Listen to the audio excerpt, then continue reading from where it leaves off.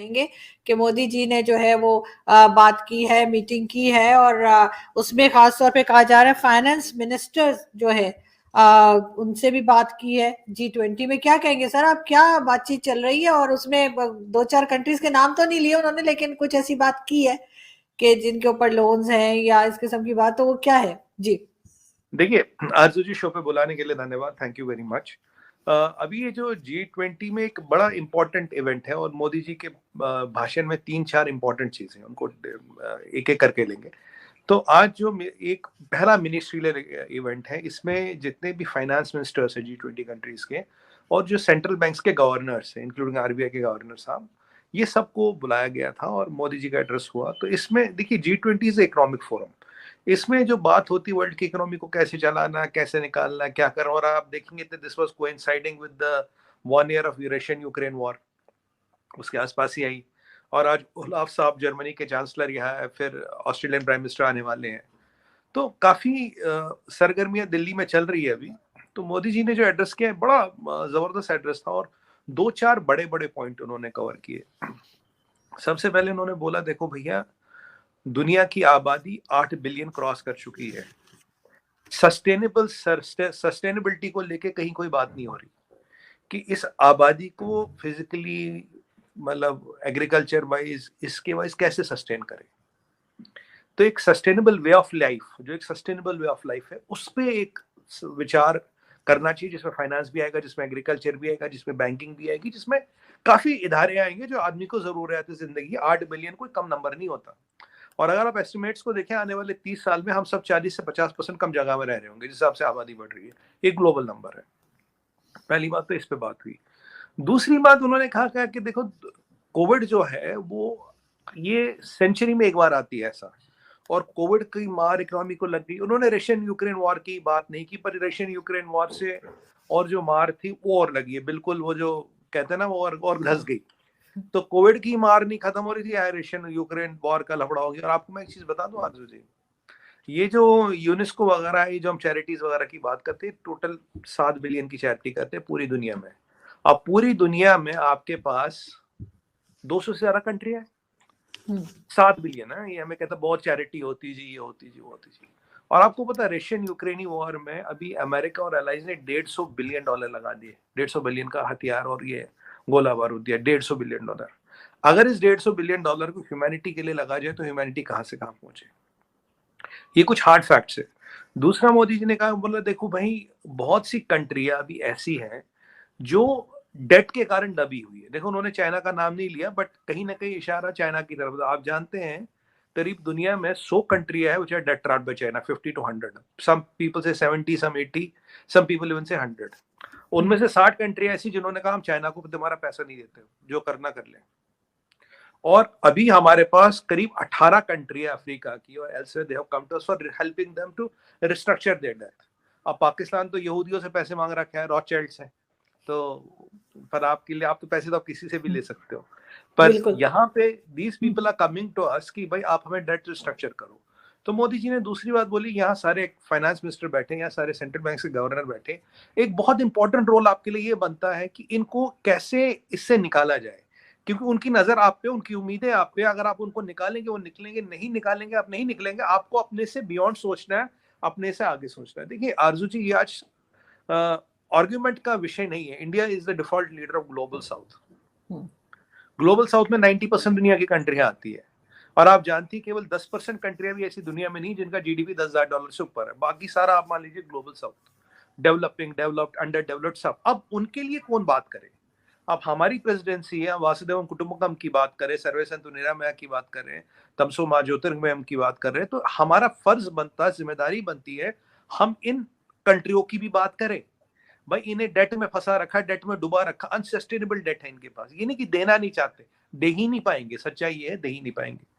दुनिया में एक आंकड़ा है आरजू जी, दुनिया का जो जीडीपी करीब $100 ट्रिलियन है, 110, 100, 110 नया नंबर जैसा भी आएगा। और जो दुनिया में डेट है वो $350 ट्रिलियन है। दुनिया की इकोनॉमीज आर हाईली लेवरेज्ड। और मैं आपको यूएस की डेट की बात बताऊं थोड़ा रेफरेंस के लिए, $34.1 ट्रिलियन क्यूमुलेटिव डेट। और मैं आपको चाइना की डेट की बात बताऊं, China's cumulative debt has climbed to $52 trillion, which is more than 50% of global GDP। India का cumulative debt 2.28 trillion, external debt 600 billion. तो हम तो बहुत सेफ है, अगर आप अभी देखें तो हम बहुत सेफ है। और यूएस में जो क्रेडिट कार्ड की स्पेंडिंग्स हैं और जो लोन्स है that has cross the savings, it's a red line, बहुत बड़ी रेड लाइन है इकोनॉमिक्स में। तो ये चीजें हैं, मतलब debt is becoming a big problem. देखिए आप क्या करते हैं, आप नोट छापते हो, नोट छापते हो, इन्फ्लेशन आती है, फिर आप डॉलर कंट्रोल करके इधर उधर करके उसको गरीब कंट्रियों पर डाल देते हो। पर अब वो गरीब बेचारे इतने गरीब हो गए, उनके पानी यहाँ तक आ गया, वो यहाँ तक पानी में, अब वो कुछ कर ही नहीं पाएंगे। तो कह रहे भाई इसके लिए कुछ ना कुछ सोचना पड़ेगा, और हमें अपने बारे में नहीं सोचना कि आप जी अब चेंज, अब रीजन क्लाइमेट हो सकता है, रीजन फूड हो सकता है, फर्टिलाइजर हो सकता है, रीजन क्लाइमेट चेंज हो सकती है, रीजन कोविड हो सकता है, रीजन डेट ट्रैपिंग, उन्होंने डेट ट्रैपिंग का नाम दिया। और आप जानते हैं सबसे ज्यादा डेट दुनिया में अगर किसी ने किया, चाइना ने किया है। श्रीलंका अगर डूब रहा तो चाइनीज डेट से डूब रहा, पाकिस्तान की अगर ये हालत है तो चाइनीज डेट है। अभी सुनने में आया आरजू जी कि आप लोगों ने $700 मिलियन का चाइना से डेट लिया, 9 या 10%। जी बिल्कुल, मिल भी गया सर, 9 या 10% पे आपने लिया। हमने जापान से लिया था 0.1%। तो आप हमसे 100 गुना ज्यादा इंटरेस्ट पे डेट लेते हो। रॉथशाइल्ड के साथ आप क्या करें वो तो भगवान ही जाने, क्योंकि उनकी कंडीशंस तो खाली डेट को लेके नहीं होती, उनकी कंडीशंस होती है जियोपॉलिटिकल, उनकी कंडीशंस होती है पॉलिटिकल। उनको चाहिए माइनिंग, उनको चाहिए फर्टिलाइजर। मतलब वो चाइना तो फिर भी रेलवे स्टेशन, एयरपोर्ट वगैरह ये सीपक रखवा लेता है, ये तो पॉलिटिकल कंप्रोमाइजेस भी करवाते हैं। तो पर अब ठीक है, पाकिस्तान यहूदियों से भी पैसे लेने लगा है, अच्छी बात है। अभी तक कंफर्म नहीं है सर, मगर वो अभी तक कंफर्म नहीं हुआ है। मीटिंग देखिए, मैं आपको 2-3 चीजें बताऊं मैंने जो देखी पाकिस्तान में, ये इंपॉर्टेंट है आपको बताना। यहाँ आपको चाइना ने $700 मिलियन का, आपने यहाँ इंटरनेशनल एटॉमिक एनर्जी कमीशन के बंदे आपके यहाँ आते हैं। अगले दिन एक बहुत बड़ा कारवां अमेरिकन एम्बेसी से चलता है पैराडाइज पॉइंट तक, जहां आपकी न्यूक्लियर फैसिलिटी है कराची में। 20 से 40 गाड़ियों का कारवां। अब क्या करने का नहीं पता, ठीक है। उसको शाम को पता लगता है चाइना ने $700 मिलियन का डेट पास किया है आपका। उसके अगले दिन रॉथशाइल्ड आते हैं, फिर ये सब सरगर्मी आती है, IMF से लोन अप्रूव हो गया। अगर आप इन सब चीजों को जोड़ें तो मतलब आपके यहाँ चल क्या रहा है, क्योंकि रॉथशाइल्ड का जो लोन है वो तो आप जानते हैं कि खाली फाइनेंशियल टर्म्स नहीं होती, और मतलब गिरवी रखने को कुछ ज्यादा बचा भी नहीं। तो फिर डील क्या हुई है? डील एटॉमिक हथियारों को लेके हुई है, डील एक्सेस कोर्ट्स को लेके हुई है, क्या हुई है हमें नहीं पता। देखिए वैसे Rothschilds control, there were trillions of dollars, दुनिया की आधी माइनिंग उनके पास है, 30%, 20-30% फर्टिलाइजर कंट्रोल करते हैं, सारे सेंट्रल बैंक्स कंट्रोल करते हैं। तो अब यहूदी है, और they are the people who finance Napoleon, they are the people who finance World War second, they are the people who finance Hitler. और इनके conditions are always political and geopolitical, obviously. I do understand. ये अब देखिए, China के चंगुल से निकलना तो फिर भी आसान है, पर अगर ये लोग आते हैं और इनके साथ ऐसी कोई कंडीशन हो जाए, इससे निकलना तो इम्पॉसिबल है। अब यहाँ और वहां मैंने देखा कि नदीम अंजुम साहब बिल्कुल पठान के बेस में अफगानिस्तान में बैठे। तो मैंने कहा ये तो पंजाबी है, पठान के बेस में क्यों जा रहे हैं? वही सलवार कोट वोट।